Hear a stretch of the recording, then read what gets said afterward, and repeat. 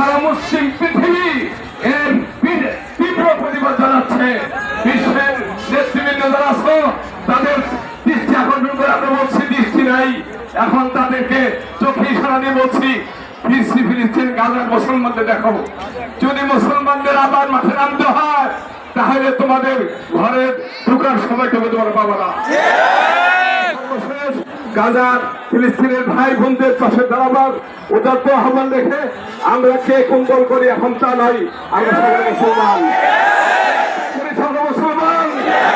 মুসলমান ভাই বোনদের রক্ত শেষ করা হয়েছে, আমরা তাদের পিছনে আছি, থাকবো ইনশাআল্লাহ। আলহামদুলিল্লাহ। সম্মানিত সারা পৃথিবীতে 200 কোটি মুসলমান বসবাস করে। অল্প কয়েকটা ইহুদিদের চক্রান্তের মাধ্যমে পৃথিবীর মুসলমানদেরকে নাস্তানাবুদ করার যে পরিকল্পনা গ্রহণ করেছেন, আজকের এই সমাবেশ থেকে মূলত আহ্বান জানাবো সারা বিশ্বের মুসলমান এক হয়ে তাদের ন্যায্য অধিকারকে তারা আদায় করবে। সম্মানিত